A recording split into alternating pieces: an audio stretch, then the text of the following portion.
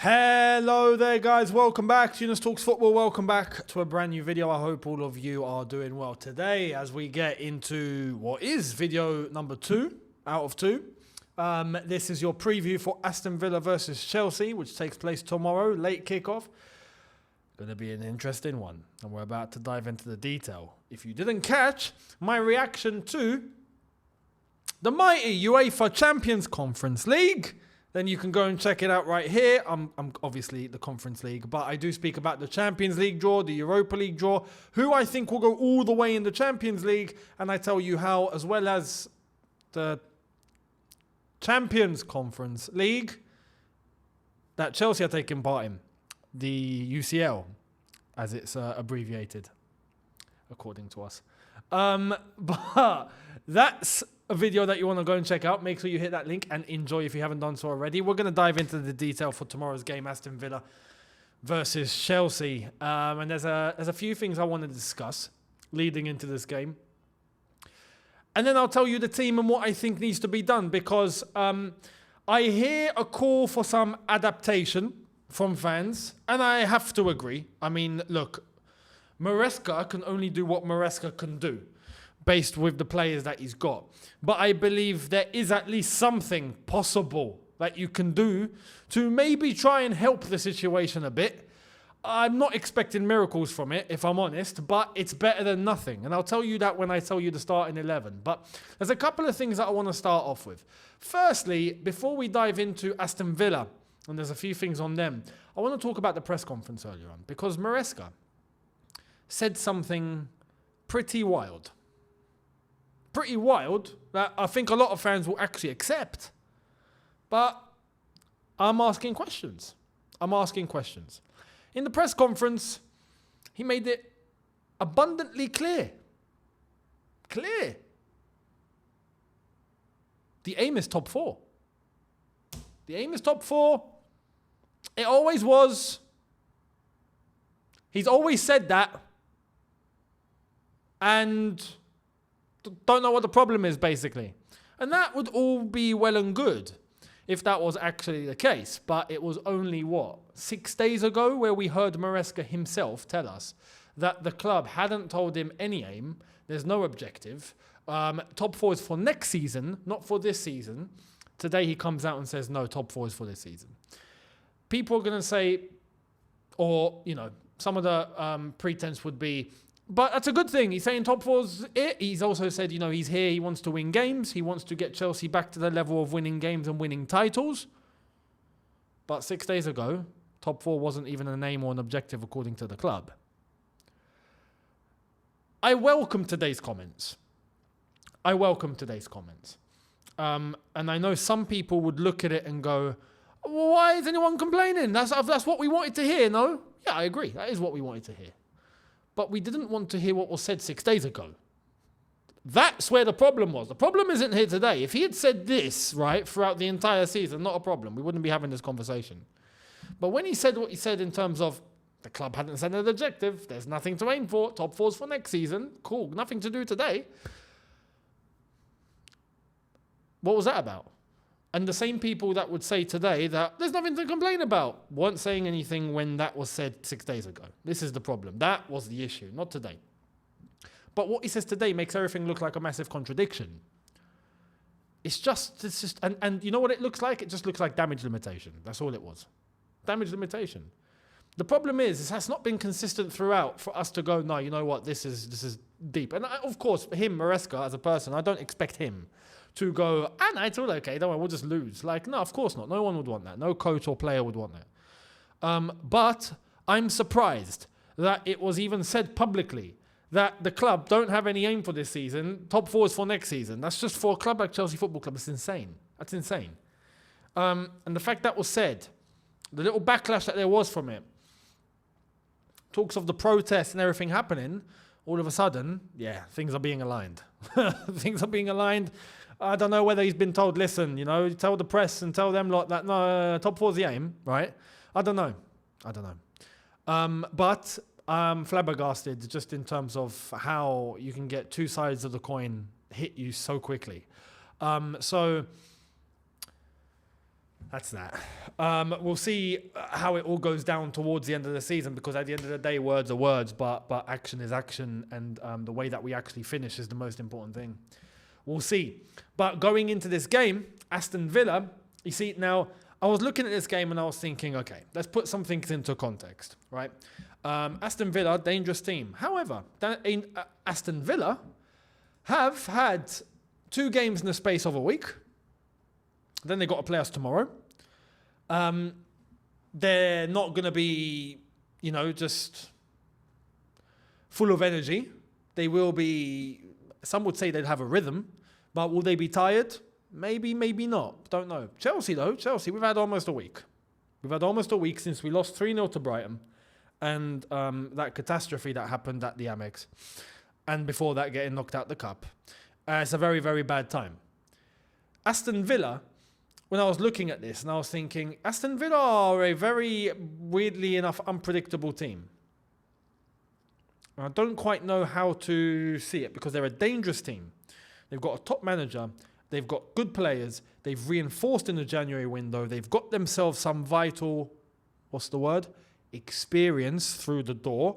That's going to lead them into the second half of the season, which we're already in, but in order to really go on and finish the job. And that's what you need to do at this level. So I look at that, but then I think they've played 2 games, very, very back-to-back, and maybe they might just slip. And I look at Chelsea, I'm like, yeah, but if they slip, who's there to really take advantage of it? Are we prepped to take advantage of anything? Well, we might be. We don't know. That's the truth. We don't know, do we? I think deep down we all know we're in trouble, but deep down we also know, you never know what might happen. And we're clinging on to that for hope. Because of that, I'm thinking, you know what? Maybe we somehow, despite the bad form, maybe we get a result. And then I saw one thing, and then I was like, okay. This is this is where we just laugh. We have to laugh. You want to know what that is? Are you guys aware Aston Villa have only lost 1 game at home this entire season? And we're going to Villa Park. They've lost 1 game. And you want to know when that was? That was late August, when they lost to Arsenal.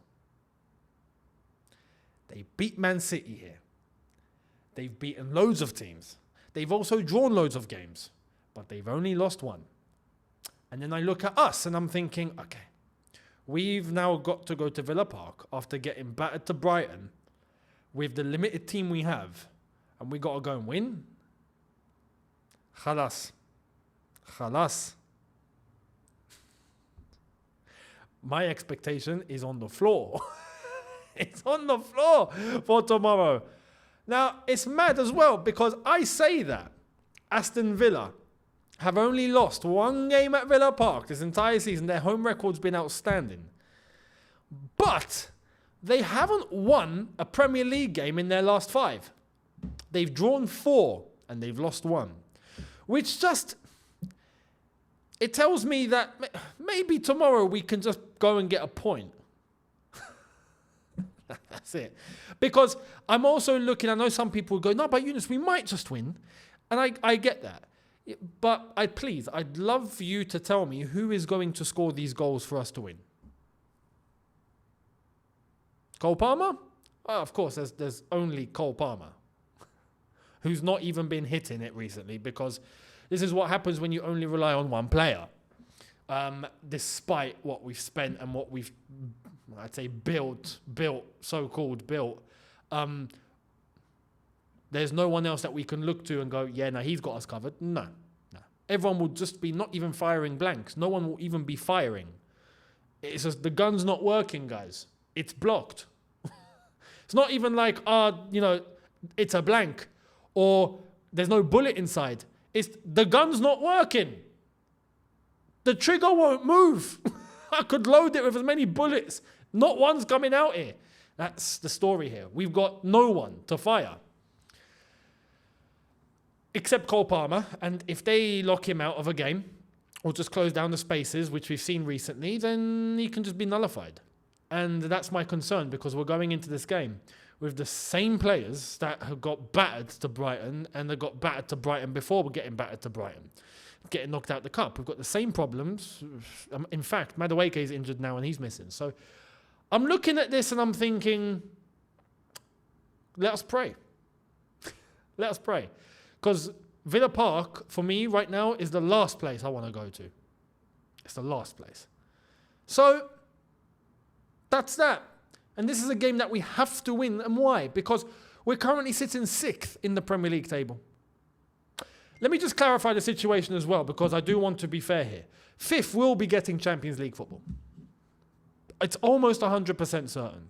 Spain and Italy will be competing for the 2nd spot to get 5th qualified to the Champions League in their leagues. But for us, we are leading that coefficient very, very well. We've still got 6 out of 7 teams that are still in competitions in Europe. If I'm not mistaken, Arsenal, Aston Villa, Tottenham, Manchester United, Chelsea, Liverpool. How have I missed Liverpool? No, did I say Liverpool?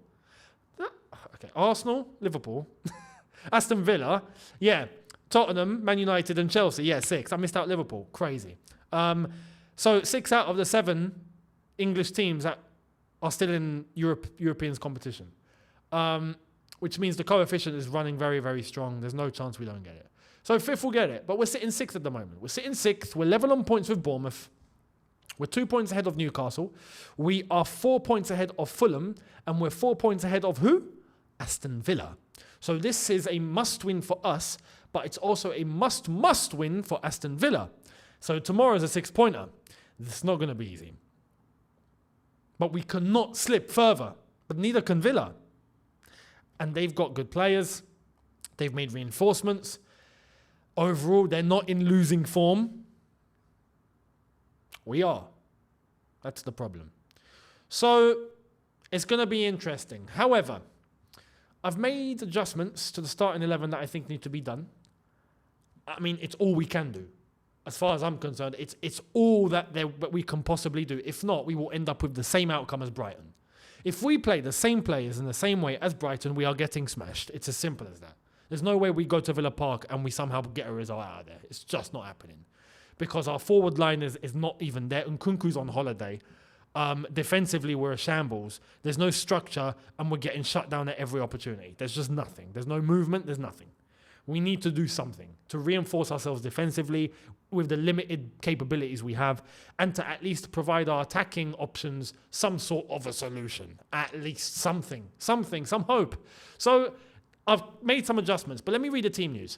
Team news at the moment, Aston Villa have their on-loan defender from us, Axel Disasi, who is going to be unable to play because he's on loan. So he can't play. Konsa, however, might be back from injury and could be there to replace him. So that's like for like. Leon Bailey could return to the squad. Ross Barkley, Boubacar Kamara, Amadou Onana and Pau Torres are all out.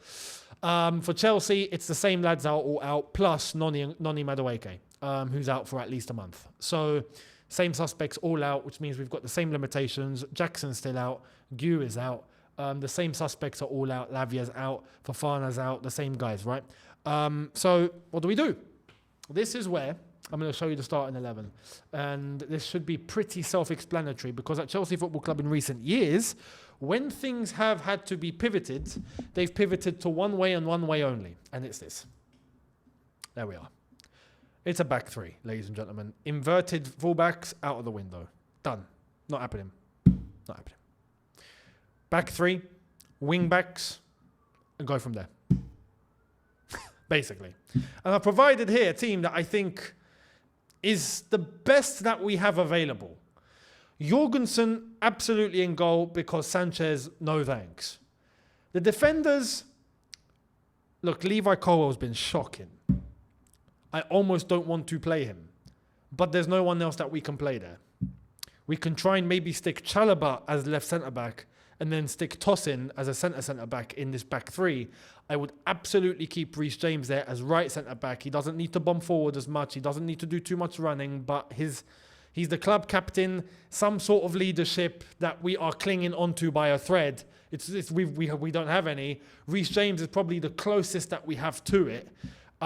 He's got to be on the pitch. Even if he's 60%, he has to. And I think playing in this role means he doesn't have to jeopardize his body. So I would play him at right centre-back. But that's why I've gone Levi Colwill. Maybe with the extra protection, won't be exposed as much because he's been getting exposed lately. So Levi Colwill, Chalobah next to him. It's a Cobham back three. Happy days. Wing-backs. Cucurella can play wing-back. He loves to bomb forward. He can be an attacking threat. Cool. This will suit him perfectly then. Same goes for Gusto. Gusto, mainly thinking on bombing forward, using that channel, crossing balls into the box, coming inside, providing himself as an additional attacking player, whilst he's got the cover of Reece James behind him, should maybe help Gusto. The midfield remains the same. They get extra protection. There's more bodies around them. That should help them too. And then you've just got, look, Cole Palmer that tucks into that right-hand half space. Instead of being right down the middle, he can tuck out onto the touchline. He can come inside and use some space. He doesn't need to be so rigid. Same goes for Sancho in that regard. They're going to have to bounce off each other in this regard as well because, yes, they've got the overlapping wing-backs, but they have to be able to come inside and maybe combine together in order to maybe cause Aston Villa to think we've got two threats here instead of what happens when Cole Palmer's down the middle only. Everything around him's nullified and then Cole Palmer can't do everything by himself. This might be able to get him out of that situation is what I'm thinking. And Nkunku, look, there's no one else that we can play up front. That's the only logic I have to having him here. You could maybe say that you could maybe involve Nkunku as a false nine, maybe come in, tell him to come a little bit deeper to combine with Palmer and Sancho. / Neto, it could be either one of them, right? In terms of Sancho and Neto, but Neto can't play wing back, I don't think. But this is why I've not put him in the starting 11. If it is going to be the same shape as we did against Brighton, then it's going to be Neto. But then again, look, I'm not expecting anything because that way and that setup with those same players is going to get us nowhere. So this is all I can think of. That's it. So yeah, Nkunku up top, just inshallah, good luck, wish you all the best. If you get the ball, hit it. Just, try and aim at the goal, please. That's where we are. That's where we are, ladies and gentlemen. That is where we are. So do you agree with changing it this much? I'd love to know about this. Let me know down below. Much appreciated. As I tell you guys the score prediction. And I've already explained to you where I think it's going. I'll be honest, logically, right, with my thinking with my head here, not my heart. I'm leaving my heart out of all purposes here for the rest of the season. My head is going to do all the thinking here. A draw is a possibility. Hopefully, based on the fact that Aston Villa might be a little bit leggy. Maybe they'll make a mistake here and there, who knows. But they're a very sharp team. They're very physical. Did you see them against Liverpool when they played Liverpool lately? A couple of days ago? The intensity that they were playing with was just, that would kill us. Realistically, that will absolutely kill us. So I'm looking at this. Look, they were 2-1 up against Liverpool, and even then Liverpool had to come back from behind to do a job at Villa Park. I don't see us doing the same thing. I have to rely on Aston Villa not showing up tomorrow for Chelsea to get something from Villa Park tomorrow. That's how I'm seeing it. So I reckon 1-1 is a possibility. I don't see us scoring more than one, which is why when I'm thinking logically, if it's a draw, 1-1. If we lose, 2-1. But I do not see Chelsea winning tomorrow. That's just my honest opinion.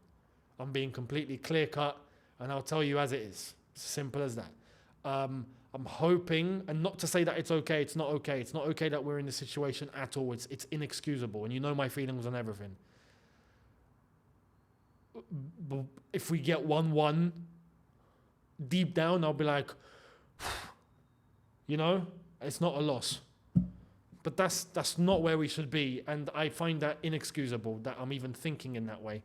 It just shows how far we've dropped. I